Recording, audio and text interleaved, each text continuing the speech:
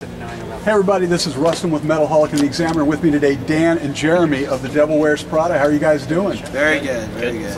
Nice kickoff to the tour. Sold out the first day. We're what, on day 4 now? Yeah, day 4. Yep. So how's it going so far for you guys?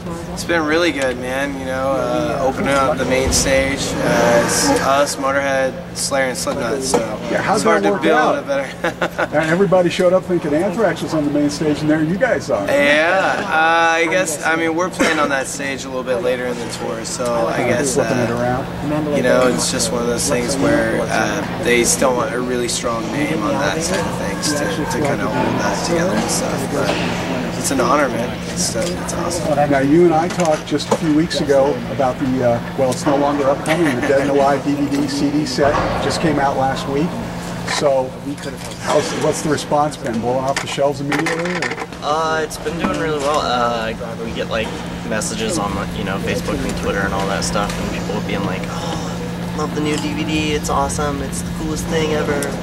You know, that kind of thing. But signed a bunch of them. Yeah, signed a bunch of them, but haven't got numbers yet or anything like that, so I don't know how well it's doing, but I think it seems like it's, from the response, doing really well. Are you guys actually selling it out on the tour right now? I think so, yeah. I think we have it over at the merch, and I think we have a bunch of records over there, actually. Sweet, so get to the merch table, people. Pick it up. I haven't seen the DVD portion of it yet. I've listened to the audio and everything, and it's phenomenal, so it's nice to have some live stuff out. You're probably going to get asked this 1,000 times today, but it is Independence Day, and our brother Randy Blythe from Lamb of God is not free despite the bail. Yeah, really. What's your guys' take on that? Man, I can't even imagine. That's why a lot of people have been asking, and you know, I can't imagine. I think it's one of those things where there's a wall there, there's obviously a barricade and a separation, and there's a crowd on the stage, and I don't think anyone really has a right to breach that area there.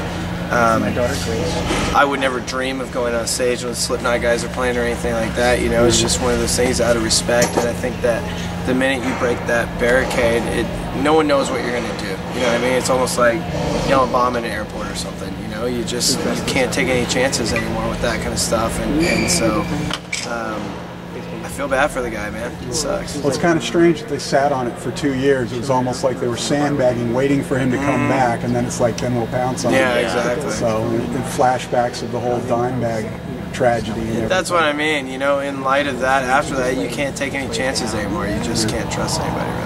Well, do you think, I mean, because the era, we talked about this before, the era of the rock stars is sort of dead. There's no more mystique with that. They're so far away now.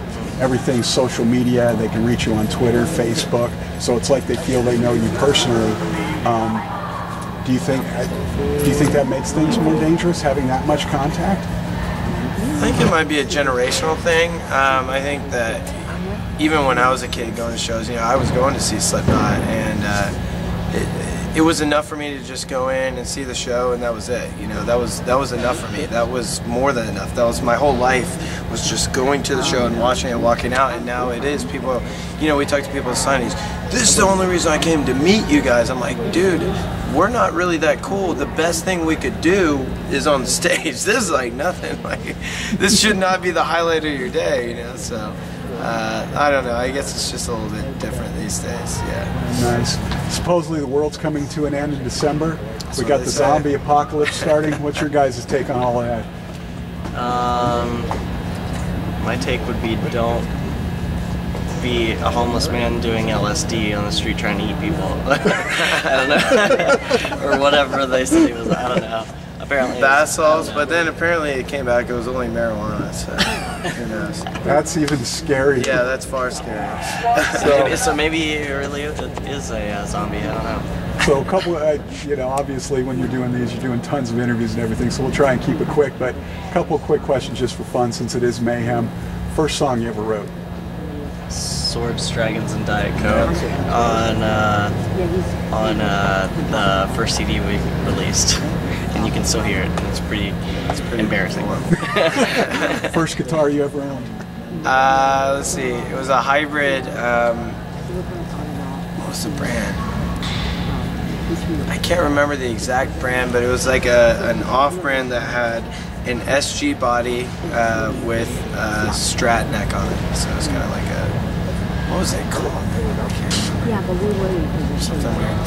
Zombie guitar. Yeah. So, you guys get to spend the evening sitting down with anybody, past, present, alive, dead. Who would it be?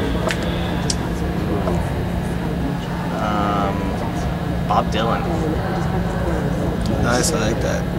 At this moment, Lincoln, because I just watched a show about Lincoln and the new movie's coming out, so. Yeah, but isn't that one about like the vampire things? Yeah, you know, I want the truth. Nah, I don't know. I just think he seems like a cool guy, you know, historically. So, who knows? Cool. So, last question then, and I think I asked you this. Tell us something about you guys that most people might not know. I went to a vocational school for computers, and I was like an IT technician for a couple of years. Yeah, he had a real job. They left to do this. I don't know, something that people don't know about us. I feel like We're pretty out there, yeah. We're pretty open. Most of the time, that's a problem. And I meant to ask you this anyway, but it looks like you're still working on it. You guys Continually. big on tattoos and everything. What's the passion about tattoos? You got some great stuff going on. Thanks. I don't know. I just Nothing else to do. I think it's personally I think it's like a really good way to portray art. I just think like having the most it's like a canvas that you can't erase. It's like the ultimate form of art almost. Not only for myself to be a canvas, but for like one of my favorite artists to do something on me that I love. It's like an all-directional awesome. Nice. Dan and Jeremy of the Devil Wears Prada. Before